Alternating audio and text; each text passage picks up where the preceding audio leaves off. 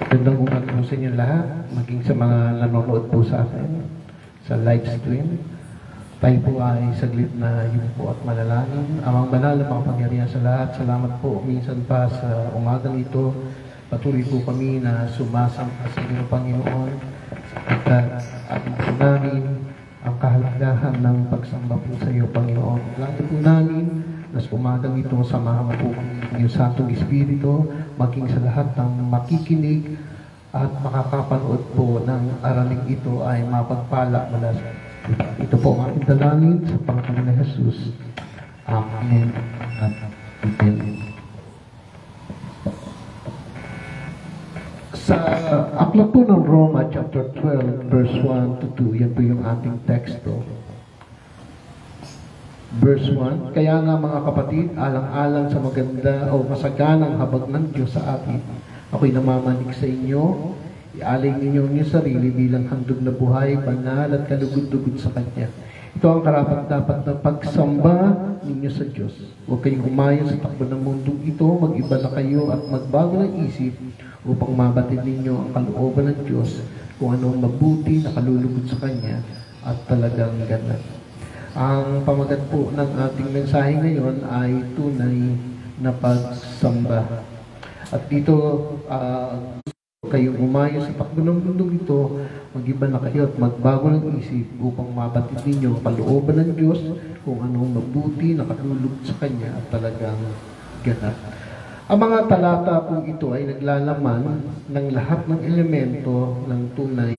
Walang hanggang biyaya, ang banal na Espiritu, walang hanggang kapayapaan, walang hanggang kagalakan, pananampalatayang nagliligtas, kaaliwan, kalakasan, karunungan, pag-asa, papuri, at pasasalamat sa Diyos. Unang-una, kaya tayo sumasamba, hindi po para po sa atin, kundi para po sa Diyos na siyang binagkas ko kanina lahat ng mga bagay, na mga mabubuting bagay na ginawa ng Diyos para po sa atin. Kaya tayo po sumasamba, hindi para sa kanino man, sumasamba tayo para po sa Diyos. Sabi nga kanina po na introduction natin, ang mga awit, tayo po sa katotohanan ay walang halaga sa harapan ng Diyos. Binigyan lamang tayo ng halaga ng Diyos.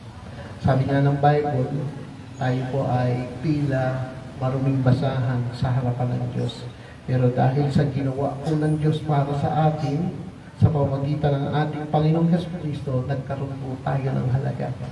Kaya po tayo sumasamba, hindi dahil puro mahusay tayo, magaling tayo, kundi sumasamba tayo dahil po sa lahat ng bagay na kabutihan na ginawa ng Diyos para po sa atin. Yan po yung unang-una. Ano ba yung motibo natin kung bakit tayo sumasamba? Ang motibo natin, kaya tayo sumasamba, ay dahil sa kabutihan na ginawa ng Diyos para po sa atin.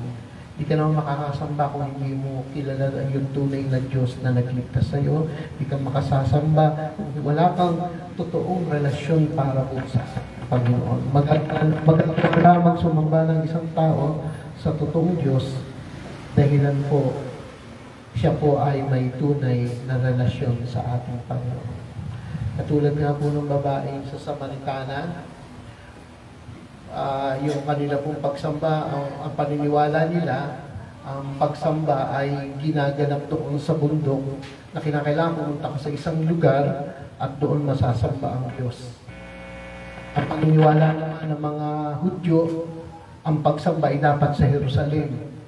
Pero nung dumating ang ating Panginoon, ang sabi ng ating Panginoon, tunay na mananamba ay hindi na doon sa bundok, hindi na doon sa Jerusalem, kundi sumasamba sa Espiritu at katotohanan. At makasasamba lang ang tao sa Espiritu at katotohanan kapag nakita niya ang kabutihan at pagliligtas ng Diyos sa kanyang buhay, kung kaya magagawa ng isang tao na sambahin ang ating Panginoon. At yan ang unang-unang motibo kung bakit tayo sumasamba. Pangalawa, ano ba yung paraan ng ating pagsamba? Sa Sa talatang din po ito, makikita natin ang paglalarawan sa paraan ng ating pagsamba. Sabi po, ialay ninyo ang inyong sarili. Ang pag-aalay ng ating mga katawan bilang handog na buhay ay nangangahulugan ng pagbibigay natin ng lahat-lahat sa ating buhay. Ang pagtukoy dito sa ating katawan ay nangangahulugan ng lahat ng sangkap ng ating katawan at ng ating buong pagkatao. Pag sinabi po katawan, buong pagkatao, kumakatawan at kasama rito ang ating puso, isip, mga kamay, pag-iisip, pag-uugali, ay dapat po inihahandog sa Diyos. Sa ibang salita, dapat nating ipaubaya sa Diyos ang pagkontrol sa lahat ng mga bagay na ito at ihandog ang lahat ng ito sa Kanya, gaya ng isang literal na handog sa templo. Kung paano sinabi ng Diyos kay Abraham na ihandog mo ang iyong anak, ganun-ganun pong dinala ni Abraham ang kanyang kaisa-isang anak sa Diyos. Wala pong iniwan, kundi buong si Isaac ay handa pong ibigay ng ating Panginoon. Ganun din po ang tinutukoy po rito.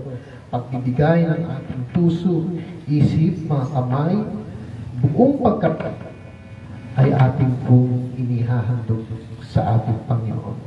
Malinaw sa mga talata sa pagpapanibago ng ating isip, nababago ang ating isip sa araw-araw sa pamamagitan ng paglilinis sa Diyos ng ating mga makumutong pag-iisip at pagpapalit dito ng tunay na karunungan na nagmumula sa Diyos. Sinasamba po natin siya sa pamamagitan ng ating mga binagong isip at nilinis na isip. Hindi ng ating emosyon. Ang emosyon ay isang kahanga-hangang bagay, ngunit malibang ito ay hinubog ng isang isip na babad sa katotohanan, kaalaman mula sa Diyos, maaari po itong maging mapapinsala at hindi na kayang kontrolin. Amen. Kung ano ang ating iniisip, susunod doon ang ating puso at magiging ating emosyon. Kaya nga po sinasabi sa 1 Corinto chapter 2 verse 16, na mayroon tayo na pag-iisip ni Kristo at hindi ng emosyon ni Kristo. May isa lamang pong paraan upang baguhin ang ating isip at ito ay sa pamamagitan ng salita po ng Diyos.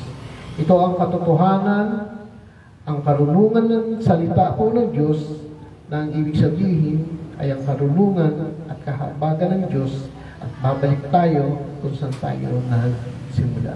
Ang pagkaalam sa katotohanan, ang paniniwala sa katotohanan, ang paninindigan sa katotohanan, at ang pagmamahal sa katotohanan ay normal na nagre-resulta sa ating tunay na spiritual na pagsamba.